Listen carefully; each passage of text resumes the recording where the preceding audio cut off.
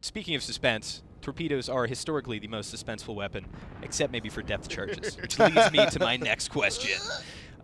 So we've seen destroyers and cruisers, battleships, and carriers in the game. What about submarines? Is that a thing that may be happening in the future, maybe? So it's a question we get all the time. I bet. Like, it's actually, I mean, it's a question that's sort of pervaded us since even like our early alpha days. People have been like, oh, what about submarines? That's like one of the first things that people think about when they've gone over the classes. They're like, oh, that seems like a big piece you left out. I mean, I think our main response to that right now is, I mean, what does that gameplay look like? Because I think a lot of people's first reaction is, oh, it's a super destroyer. We already have a class that's about stealth and torpedoes and getting in close. And I don't know if you know this about submarines, but they go really, really slow. Like the slowest battleship we have in our game goes around 20 knots, which is like painfully slow sometimes. Think about like half to a quarter of that. So basically you would drive across the map maybe in an entire game, if that. So the gameplay just isn't quite the same thing as our game has set up between the sort of class dynamics we have.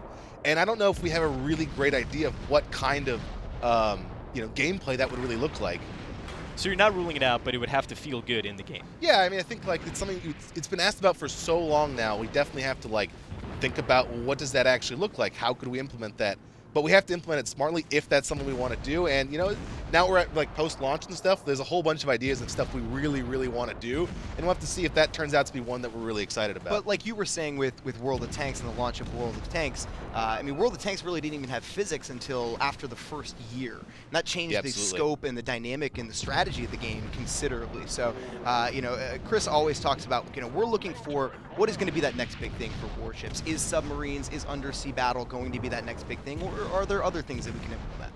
So how do you, this is something that I guess with all of Wargaming's games, since they are historically accurate to a sense, how do you decide where historical accuracy ends and where balance for player experience begins? Because the argument could be made that, okay, well, if I have this tank and it travels at this speed historically, but that's really just a little bit too fast for how powerful it is, so let's nerf that by 5 miles an hour or something, then it's no longer historically accurate. The super historical nerds are like, so how has that whole process been with this game and just in general in design? Yeah, I mean, I think that's obviously something we think about every time we develop a new ship.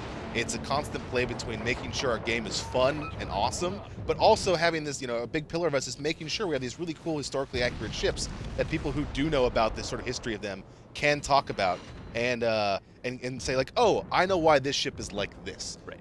And so it is a struggle, but the main thing we can do is we can also play with a lot of parameters that aren't historical parameters. There is no hit points for a warship in real life.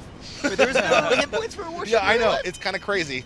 But, so there's some like game factors and game mechanics we have in there that aren't related to history at all that we can really play with, sort of tweak that to make sure it plays well. So, okay, this ship is way faster than other ships. Well, then maybe we give it a little less hit points.